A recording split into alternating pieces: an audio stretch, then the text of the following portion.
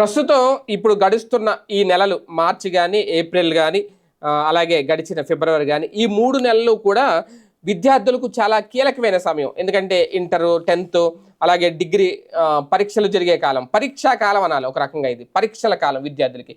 ఇలాంటి టైంలో చాలా జాగ్రత్తగా ఉండాలి విద్యార్థులు. ఎలాంటి ఒత్తిడి ఫీల్ అవ్వకూడదు. కానీ మారుతున్న కాలానికి అనుగుణంగా మారుతున్న పరిస్థితులను బట్టి మారుతున్న సమాజంలో చూస్తే పరీక్షలు అనేసరికి ఒక ఒత్తిడితో ఫీల్ అవుతున్న పరిస్థితి.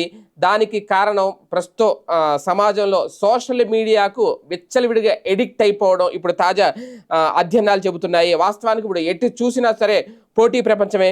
పిల్లలు ఇప్పటి నుంచే చదువులో అత్యుత్తమంగా లేకుంటే భవిష్యత్తులో వెనకపడిపోతారు అనే ఒక ఆందోళన కూడా అటు తల్లిదండ్రుల్లో పెరిగిపోతున్న నేపథ్యంలో ఒక రకంగా కొన్ని పాఠశాలలు అంటే కార్పొరేట్ స్కూళ్ళల్లో చదివే వాళ్ళు ఇక విద్యార్థులంటే మార్కులు సాధించే యంత్రాలుగానే ట్రీట్ చేయడం, వారి మీద భారీగా ఒత్తిడి పెట్టడం, వాళ్ళు సాధించే లక్ష్యాలను కూడా అందరంత దూరంలో చూపించి వాటిని అందుకోవాలి అని చెప్పడం, ఇలాంటి కారణాలతో ఏం చేస్తున్నారంటే చాలామంది మానసికంగా అంటే మనోవైకల్యం, మానసికంగా అన్ఫిట్ అనమాట, ఫిట్నెస్ లేకుండా కోల్పోతున్నారు.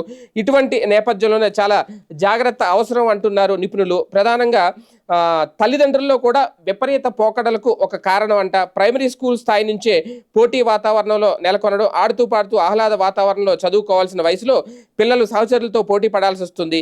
ఈ క్రమంలో పిల్లల విజయం తమదిగా సమాజంలో తమకు గుర్తింపుగా భావిస్తున్న తల్లిదండ్రులు ప్రతికూల ఫలితం వస్తే తట్టుకోలేక ఆ కోపాన్ని పిల్లల మీద చూపిస్తున్నారు. పిల్లలు ఏదైనా ఆ అంశంలో వెనకబడితే ఆశించినంత రాణించకపోతే తల్లిదండ్రులు తమ ప్రకోపాన్ని ప్రదర్శిస్తున్నారు.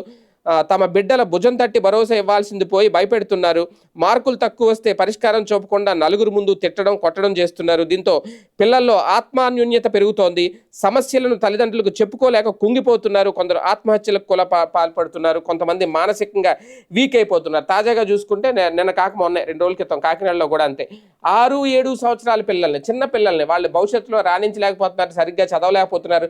స్కూళ్ళు మార్చినా సరే వాళ్ళలో ఆ ప్రతిభ అనేది కనబడలేదని చెప్పి తండ్రి ఆ చిన్న పిల్లలు ఇద్దరిని కూడా అతి దారుణంగా చంపేసి తాను కూడా సూసైడ్ చేసుకున్నాడు కాకినాడ సర్పవరంలో.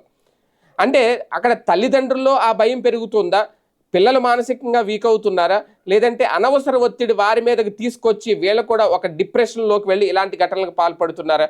కాకపోతే ఇప్పుడు సమయం మాత్రం చాలా అప్రమత్తంగా ఉండాలి అనేది నిపుణులు చెబుతున్నమాట.